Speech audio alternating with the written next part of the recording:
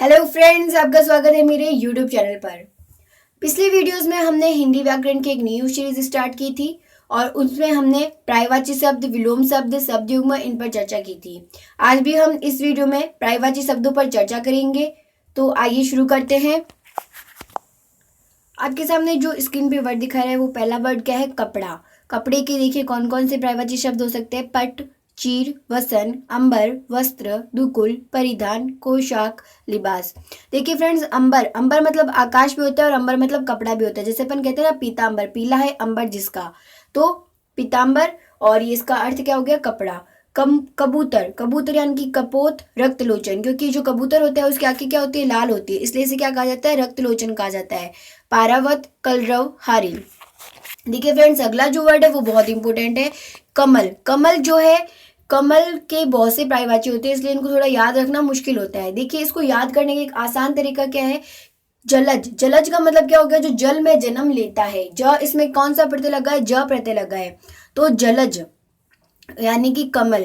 पंकज यानी कि जो कीचड़ में जन्म लेता है, पंकज। सरोज यानी कि जो तालाब में जन्म लेता है, कमल। अरविंद, राजीव। सतदल जिसकी जो 100, जिसकी पंखुड़ियां कितनी होती है? 100 होती है, इसलिए सतदल। पुंडरिक, इंदिवर, सरोज, नलिन, उत्पल। उत्पल उपल हमने किस में पढ़े थे? शब्द युग में पढ़े थे।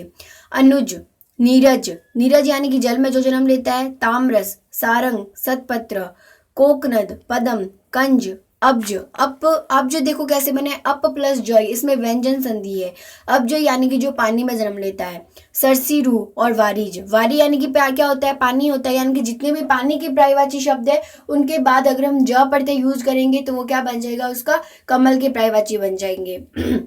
अगला फ्रेंड्स देखिए कान। कान यानी कि कर्ण, स्वर्ण, स्रोत, श्रुतिपटु। कामदेव। कामदेव भी जो वर्ड है बहुत इंपॉर्टेंट है, क्योंकि इसके बारे में एग्जाम में बहुत बार पूछा जा चुका है। तो इसके देखिए मदन। मनोज यानी कि जो मन में उत्पन्न होता है, जो मन में जन्म लेता है, उन्हें भी क्या कहते हैं? कामदेव। अनंग जिसके कोई अंग ना हो, तो वो भी कौन है? कामदेव। काम जो रतिपति, जो कामदेव की पत्नी उनका नाम क्या है? रति, इसलिए इन्हें क्या कहा जाता है? रतिपति, सॉरी रतिपति। पुष्प धनवा, क्योंकि इनका जो धनुष होता है वो क्या होता है? पुष्पों का होता है, इसलिए इन्हें क्या कहा जाता है? पुष्प धनवा। मनमथ यानी कि जो मन को क्या कर देते हैं? मथ देते हैं, मन को क्या करते हैं? झिंझोड़ देते हैं, उसे क्या कहते हैं? कामदेव।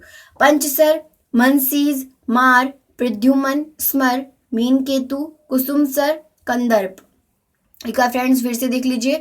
मदन, मनोज, अनंग, काम, रतिपति, पुष्पधनवा, मनमथ, पंचसर, मनसीज, मार, प्रद्युमन, स्मर, मीनकेतु, कुसुमसर, कंदर्प। अगला फ्रेंड्स वर्ड देखिए किनारा। किनारा यानी कि तीर, कूल, कगार, तट, बेला तट, पुलीन, छोर, पर्यंत, सिरा। किरण जैसे कि कोई सूर्य की किरण, कोई चंद्रमा की किरण।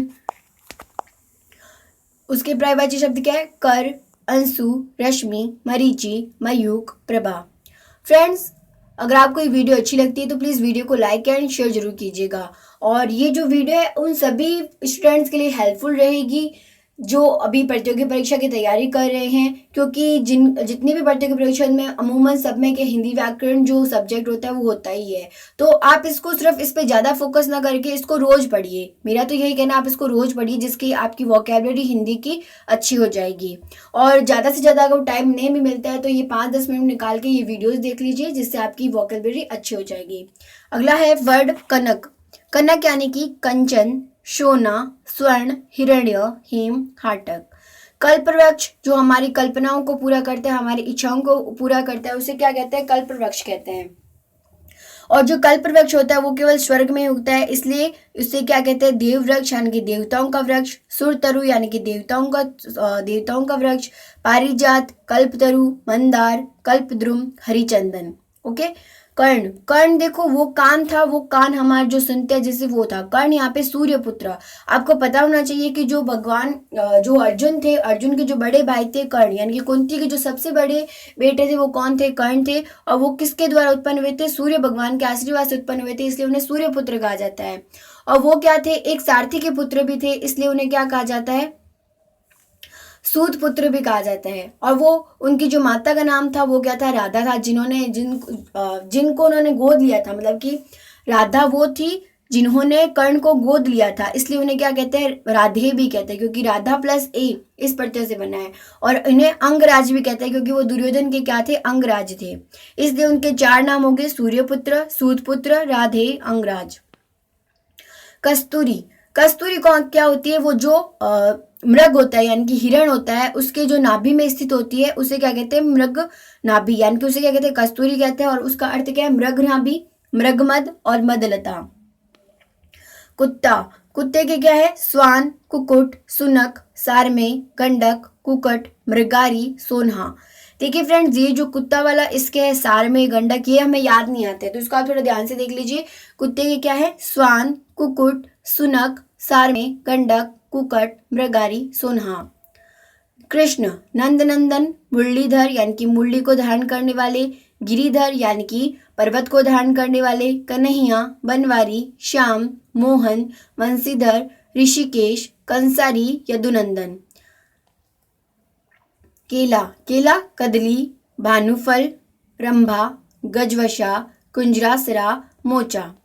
कोयल, कोकिल, काक, पिक, वसंतदूत, पाली, वनप्रिय, श्यामा, कलापी। कौवा, काक, वायश, पिशुन, करट, काण, काग, बलिपुष्ट, एकाट, कर्टक। खग यानी कि जो मैंने आपको बताया था, ख का मतलब क्या होता है, आकाश, यानी कि जो आकाश में गमन करते हैं उन्हें क्या कहते हैं, खग। अब आकाश में गमन कौन करते हैं, पक्षी। द्विज, द्विज का मतलब क्या होता है, जो 2 बार जन्म लेता है। विहग, नभचर यानी कि जो नभ में क्या करते हैं, विचरण करते हैं, उन्हें क्या कहते हैं, नभचर। अंडज यानी कि जो अंडे से जन्म लेते हैं, तो वो कौन अंडे से जन्म लेता है, पक्षी।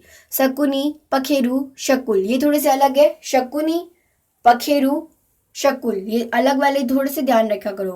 गन्ना, गन्ने का देखो, इक्षु, ईक, ऊख, पौधा। गाय का, धेनु, सुरभि, गौ, दोग्धी, भद्रा, गौरी, पर्याश्वनी। गजानन, गज के समान है आनंद जिसका, गजानन, तो गजानन में कौन सा समास हो गया, बहुव्रीहि समास हो गया। और गजानन के जितने भी पर्यायवाची शब्द है उनमें क्या होगा, बहुव्रीहि समास होगा। देख लीजिए, गणेश यानी कि गणों का ईश, यानी गण कौन होता है, जो सेनापति है देवताओं के, उनका जो राजा है वो उन्हें क्या कहेंगे, गणेश। विनायक, गणपति, लंबोदर, लंबा है उदर जिसका, गज के समान वदन है जिसका। हैरंब, एक है दंत जिसका, एक दंत। मूषक है वाहन जिसका, मूषक वाहन। गिरिजा का मतलब क्या होता है, गिरिजा किसे कहते हैं, गिरिजा कहते हैं माता पार्वती को। तो नंदन का मतलब क्या होता है, पुत्र, जो माता पार्वती के पुत्र है वो क्या कहेंगे, क्या कहलाएंगे, गिरिजा नंदन। द्वियात्रज, वक्रतुंड यानी कि जिनका मुंह क्या है, टेढ़ा है, या जिनका वक्रतुंड मतलब जिनका पेट क्या है, बड़ा है, वक्रतुंड।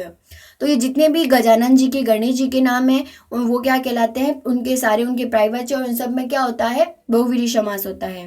गंगा, गंगा भी वर्ड बहुत इंपॉर्टेंट है, इस पर भी बहुत पूछा गया है। तो गंगा के प्राइवेट शब्द देख लीजिए, मंदाकिनी, जानवी, भागीरथी, देवनदी, देवपगा, कृपहतिका, विष्णुपदी, सुरसरी, सुरधुनी।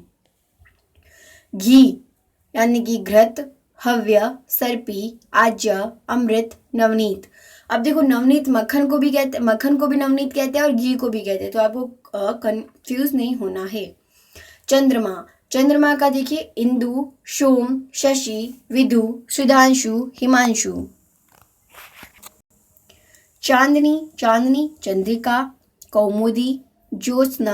ये देखिए जो वर्ड है ज्योत्सना, ये आपके शब्द शुद्धि में आता है। इसमें ये आपको ध्यान क्या रखना है कि इसमें त भी आधा होता है और आधा जो श होता है वो भी जो स्लेट वाला होता है वो भी आधा होता है, ज्योत्सना। और चंद्रमरीचि, उजियारी, चंद्रप्रभा, जुनहाई। चंदन, चंदन के कौन से, मलय, श्रीखंड, मंगल्य, गंधसार, सर्पावास। आपको पता होना चाहिए कि जो चंदन के पेड़ होते हैं ना, उस पर क्या है, जो ये अपने जो सांप होते हैं वो लिपटे हुए रहते हैं, इसलिए उन्हें क्या कहते हैं, सर्पावास कहते हैं। और गंधराज, चांद, छपाकर, कलानाथ, द्विजराज, अमृता निधान, क्योंकि चांद जो क्या करता है, अमृत बरसाता है, इसलिए उसे उन्हें क्या कहा गया है, अमृता निधान। मेहताब, चांदी, रजत, रूपक, रूपा, रौप्य, कलधोत, रूप्य, चातरूप। चांदी का एक बार फिर से देख लीजिए, रजत, रूपक, रूपा, रौप्य, कलधोत, रुपया, जातरूप। आई होप फ्रेंड्स आपको ये वीडियो अच्छी लगी होगी। आज हमने बहुत सारे वर्ड्स कर लिए हैं। आगे भी अपन इसके बारे में और चर्चा करेंगे। अगर आपको वीडियो अच्छी लगी हो तो प्लीज़ मेरे चैनल को सब्सक्राइब जरूर कीजिएगा और नीचे बने सब्सक्राइब आइकन पर और बेल आइकन पर जल्दी जल्दी से क्लिक कर दीजिएगा। धन्यवाद। खुश रहिए, मस्त रहिए, पढ़ते रहिए।